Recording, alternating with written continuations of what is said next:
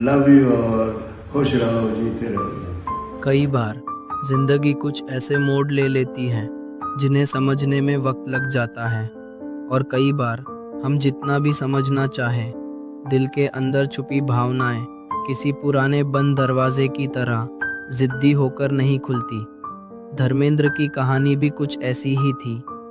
चमक दमक वाली दुनिया का सबसे हंसमुख चेहरा, सबसे मजबूत दिल, लेकिन अंदर से बेहद नर्म। पर उनके अंदर एक ऐसा इंसान रहता था जो बेहद कोमल था, कभी हंसकर, कभी चुप रहकर, कभी नज़रें झुकाकर और कभी बिल्कुल बच्चों की तरह होकर। नमस्कार, आदाब, सत श्री अकाल। स्वागत है आपका आपके अपने चैनल उदय हिंदी कहानियाँ पर। मैं हूँ आपका अपना उदय। धर्मेंद्र को लोग सिर्फ पर्दे पर जानते थे। वह मुस्कुराहट, वह आंखें, वह शरारती स्वभाव, वह सादगी। लेकिन उसके पीछे कितने तूफान थे, ये बहुत कम लोग जानते हैं। शायद यही वजह थी कि उनके जाने के बाद बाहरी दुनिया ने जिस दर्द को महसूस किया, वह बहुत छोटा था। उस दर्द से जो उनके दो परिवारों के दिलों में उमड़ रहा था।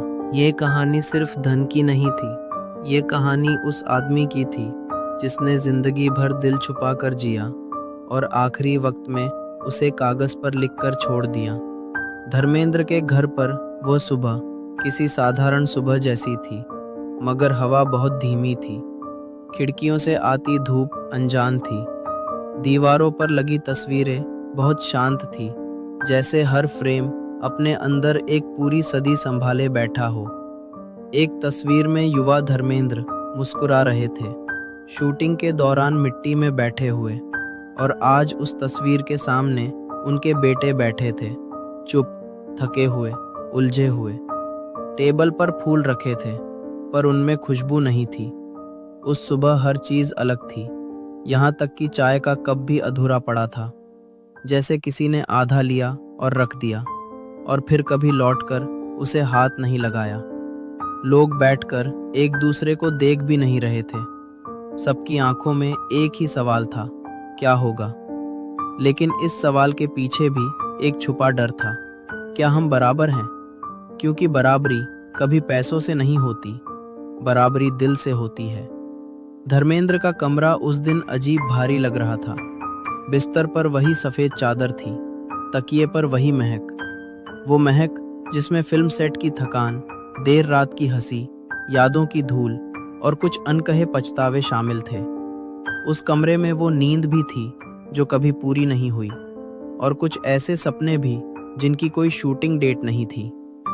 अलमारी खोली गई, पुराने कपड़ों की खुशबू फैल गई, लकड़ी की खुशबू, इत्र की खुशबू, और उन शामों की खुशबू जहां धर्मेंद्र हल्की आवाज में किसी को कहते थे, चाय बना दो ना। कपड़ों के पीछे कुछ लिफाफे थे, और उनमें सबसे ऊपर एक सील बंद लिफाफा, मेरी वसीयत, मेरे जाने के बाद खोलना। उस एक लाइन ने घर की हवा को रोक दिया। किसी ने कुछ नहीं कहा, पर सबने सब कुछ महसूस किया। ये सिर्फ कागज नहीं था, ये उन रिश्तों की चाबी था जिन्हें सालों से एक दिल में बंद कर रखा गया था। लिफाफा खोला गया, कागज की आवाज भी भारी थी। उसमें वो लिखावट थी जिसे सनी बचपन से पहचानते थे। र थोड़ा पीछे झुका हुआ, ध पोस्टर की तरह बड़ा, वही अक्षर जो कभी किसी खत में माँ को लिखे गए थे, कभी किसी डायरी में, कभी किसी फोटो के पीछे।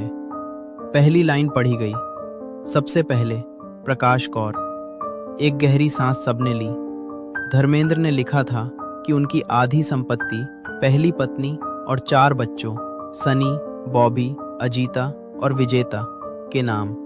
इतना स्पष्ट, इतना साफ, कोई धुंध नहीं, कोई उधार नहीं। कमरे की हवा में राहत थी, क्योंकि एक डर सालों से सनी के दिल में था। क्या हम पिता की पहली गलती थे या पहली जिम्मेदारी? और आज वो डर टूट गया। पर कहानी यहीं खत्म नहीं हुई। दूसरी लाइन पढ़ी गई, बाकी आधी संपत्ति हेमा मालिनी और बेटियों ईशा और आहाना के नाम। ये लाइन पैसे से ज्यादा उन रातों की लाइन थी जहां धर्मेंद्र चुपचाप बैठते थे, हाथ में चाय का कप, और खिड़की से बाहर देखते रहते थे। कभी किसी ने पूछना चाहा, किसे याद कर रहे हो? पर पूछ नहीं पाए। हेमा की आंखें भर आईं। उनकी उंगलियां कांप गईं, पर आवाज बहुत धीमी थी। मुझे कुछ नहीं चाहिए, बस उनकी यादें चाहिए। ईशा माँ के बहुत पास थी। आहाना ने हाथ पकड़ लिया। उन्होंने अपनी माँ की चुप्पी देखी थी, वो चुप्पी जिसमें शब्द नहीं होते, बस आंगन में गिरते पत्तों की तरह भावनाएं जमा होती रहती हैं। सनी ने कागज चुपचाप पढ़ा। उनकी आंखें आंसुओं से भारी थीं, उन आंसुओं से जो कभी गिरते नहीं, बस अंदर जलते रहते हैं। धर्मेंद्र ने लिखा था, मेरे जाने के बाद दोनों घर एक रहें। वो लाइन पढ़कर सनी की पलकों पर एक थकान बैठ गई। पहली बार लगा पिता ने कभी किसी को छोड़ा नहीं। उन्होंने 2 घर नहीं बनाए, उन्होंने 2 पुल बनाने की कोशिश की। वो एक पल किसी कैमरे ने कभी रिकॉर्ड नहीं किया होता, ना कोई पब्लिक इवेंट, ना कोई रेड कारपेट। बस एक बेटा एक पिता की आखिरी बात पढ़ रहा था। और तभी नर्स की आवाज याद आई। साहब देर रात कहते थे, जो पेड़ लगाया है उसका फल दोनों घरों को मिले। वो पेड़ सिर्फ फार्म हाउस में लगा नीम का पेड़ नहीं था, वो रिश्तों का पेड़ था, प्यार का पेड़, गलतियों का पेड़, माफी का पेड़। जूहू का घर, लोनावला का फार्म हाउस, विजेता फिल्म्स, ये सब सिर्फ संपत्ति नहीं थी, ये यादें थी, समय था, रिश्ते थे। कोई बैंक वाउचर नहीं, ये परिवार था। धर्मेंद्र का अपराध बोध गहरा था। वो जानते थे किसी को दुख दिया है, पर प्रेम भी उतना ही गहरा था। उन्होंने कभी खुलकर सॉरी नहीं कहा, पर पूरी वसीयत वही शब्द थी, माफ कर देना, समझ लेना। प्यार अलग अलग हो सकता है, पर दिल एक ही होता है। वीडियो को लाइक और सब्सक्राइब या फॉलो जरूर कर लीजिए। धन्यवाद।